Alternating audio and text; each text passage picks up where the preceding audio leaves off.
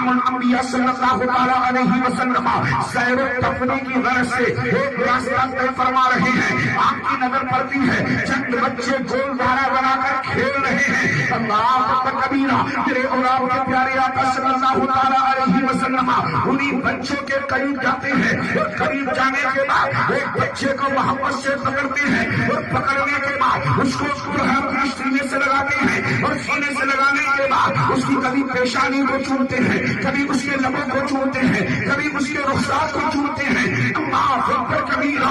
جب غلامان مصطفیٰ نے اس بات کا نظارہ کیا دست بستہ عقیدت و محبت سے عرض کرتے ہیں یا رسول اللہ علیہ الصلوۃ والتسلیم, ارے جس مقام سے آپ نے اس بچے کو اٹھایا ہے وہاں بچے پہ اور بھی بیٹھے ہوئے تھے. مثال کے طور پر زید نام کا بچہ بھی تھا, خالد نام کا بچہ بھی تھا, عمر نام کا بچہ بھی تھا, بکر نام کا بچہ بھی تھا, لیکن آپ نے اسی بچے کو کیوں چنا ہے؟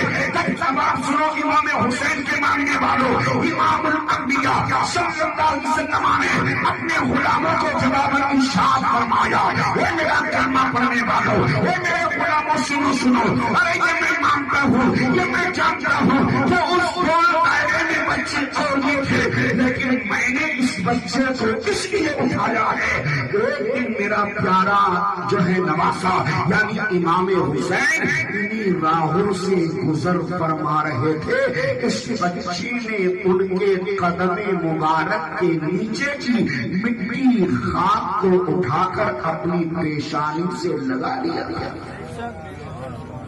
کیا سمجھ میں آ رہی ہے؟ کم شریف نے عقیدت و محبت اس لیے کر رہا ہوں کہ ایک موقع پہ اس بچے نے میرے نواسے کے پیر کے نیچے کی مٹی کو اٹھا کے اپنی پیشانی سے لگا لیا تھا. آخری جملے سنیے, امام الانبیاء کہتے ہیں میں اس سے صرف محبت ہی نہیں کر رہا. کیا کہا؟ صرف محبت ہی نہیں کر رہا. عرض کیا کہ سنا کل جب قیامت کا دن ہوگا نفسی نفسی کا عالم ہوگا, کوئی کسی کا پرسان حال نہیں ہوگا, کوئی کسی کا یار مددگار نہیں ہوگا, وہ باپ بیٹے کا نہیں ہوگا, بیٹا باپ کا نہیں ہوگا, ماں بیٹے کی نہیں ہوگی, بیٹی ماں کی نہیں ہوگی, ایک دوسرے سے منوی دور انسان کا پر نظر آئے گا.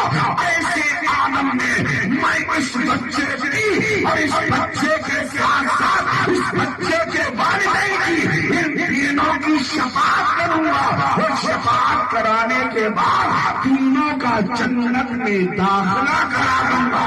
وہ میرے پیارے شاعر کہتا ہے خلد میں ہوگا ہمارا داخلہ اشار سے, خلد میں ہوگا ہمارا داخلہ اشار سے, ہم تو یا رسول اللہ کا نعرہ لگاتے جائیں گے.